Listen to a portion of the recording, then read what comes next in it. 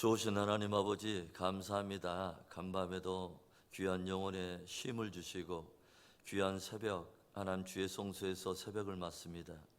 하나님 귀한 예배하는 이 자리에 하나님의 성령으로 함께하여 주시고 우리의 마음이 진리 앞에 겸손하게 하여 주시고 오늘도 우리 하나님 아버지 주여 하나님의 비춰주시는 말씀을 따라 해가 맞도록 감사하며 순종하는 복된 하루 되도록 축복하시옵소서.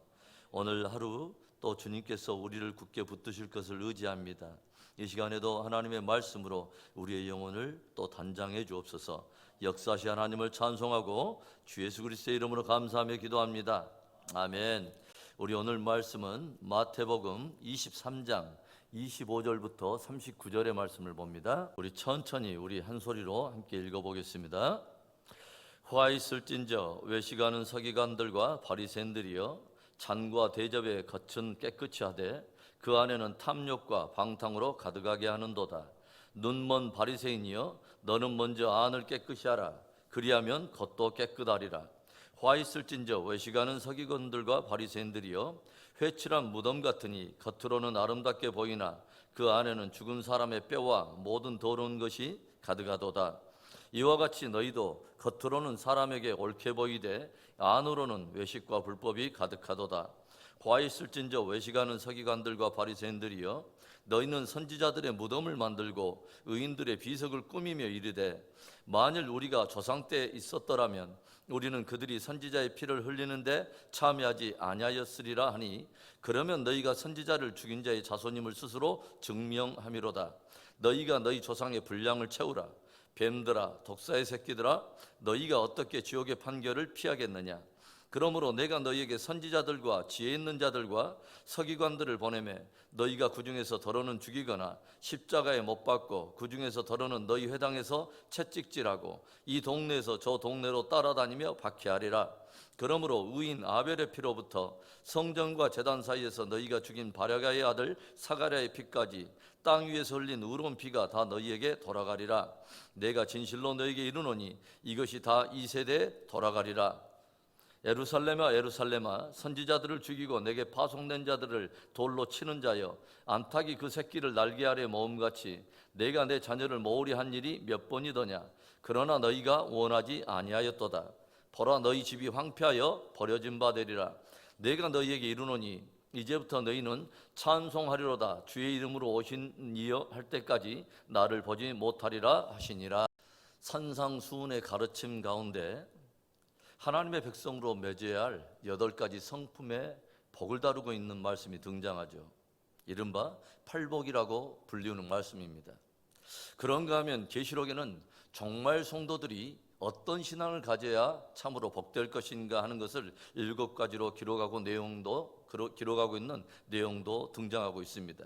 그런데 오늘 마태복음 23장은 복이 아니라 7가지 화에 대해서 기록하여 들려줍니다. 화 있을진저, 화 있을진저.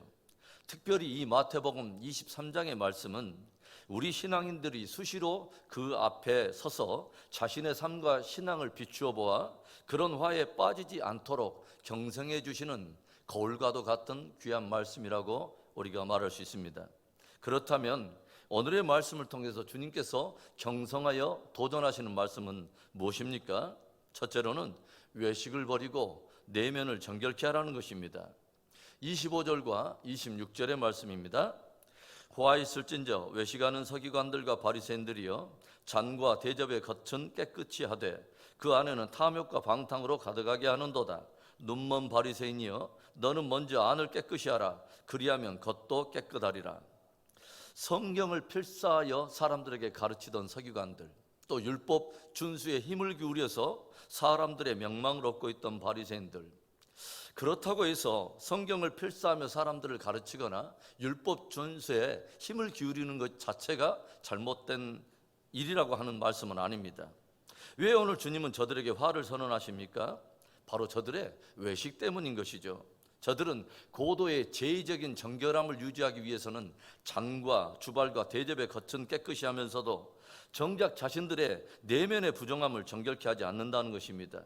주님께서는 저들에게 눈먼 바리새인이라고 책망하세요. 사람들에게 보이는 외면의 정결이 아니라 눈을 떠서 진정 내면의 정결함을 먼저 보고 내면을 씻으라고 하는 것이죠. 주님은 외적인 정결의 이면에 저들 속에 있는 바로 탐욕과 방탕을 지적하고 계십니다. 탐욕이란 바로 노략이나 약탈을 의미하는 단어죠. 경건을 빙자로 타인의 무엇인가를 마음에 두고 노략하고 약탈하려는 그런 마음을 품고 있다고 하는 것입니다.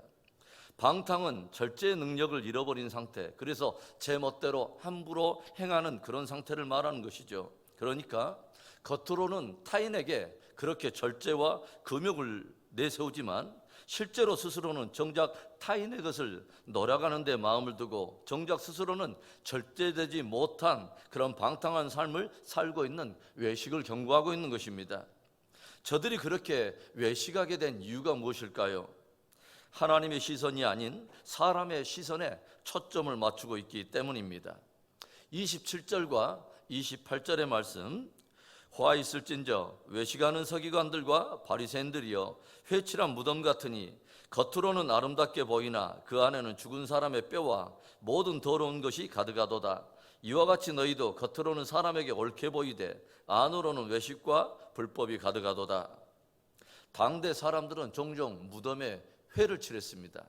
그것은 죽음과 닿는 것을 율법이 부정한 것으로 여기고 있었기 때문에 무덤에 회를 칠함으로 사람들이 이에 접촉하여 불결하게 되는 것을 방지하기 위해 행한 일이죠.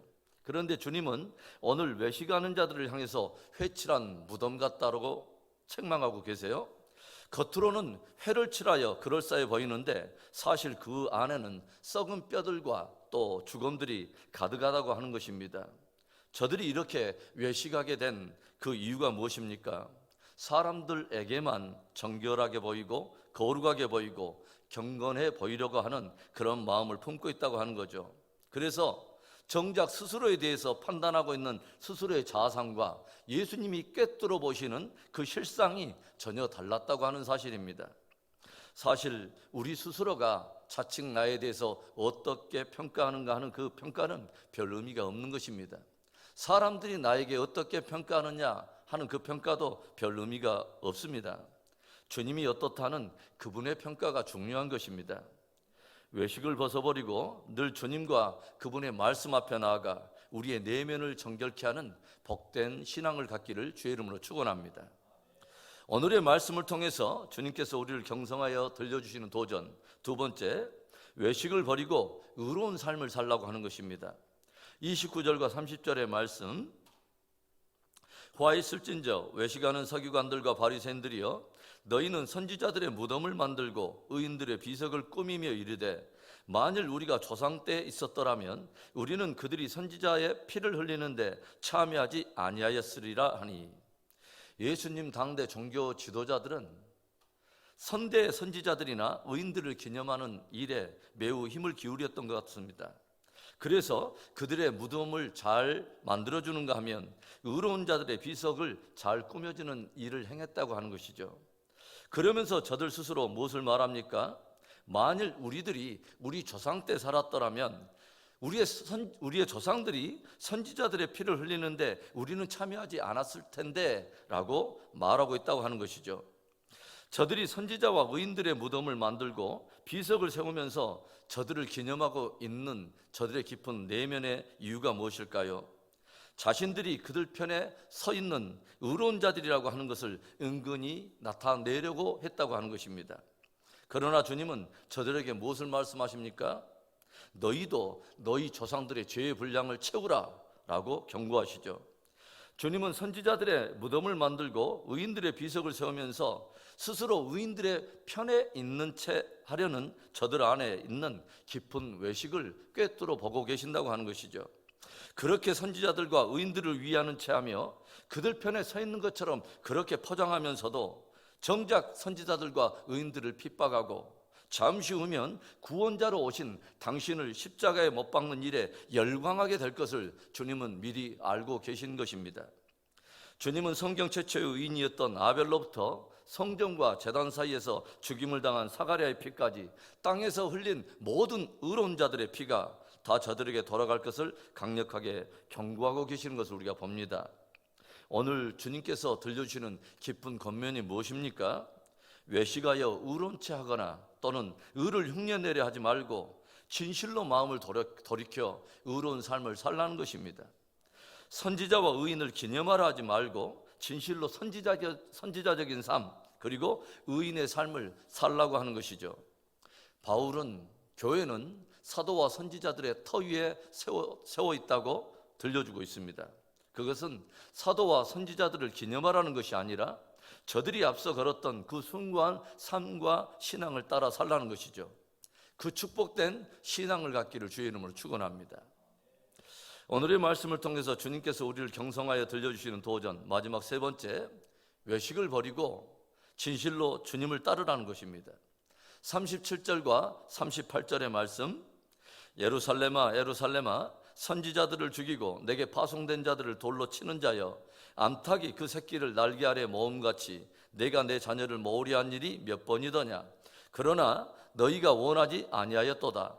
보라, 너희 집이 황폐하여 버려진 바 되리라. 이제 예수님께서는 주님께서 보낸 선지자들을 죽이고 파송된 자들을 돌로 쳐 죽임으로 이스라엘이 그동안 보여온 그 배도와 반역의 극치를 적나라하게 드러내고 계십니다.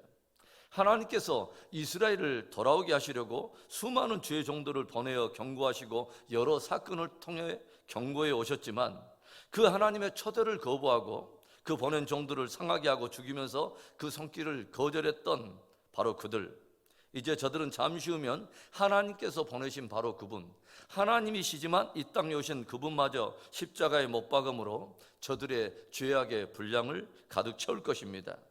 그리고 마침내 주님은 저들의 집을 황폐하게 하심으로 심판을 집행하게 되실 것입니다.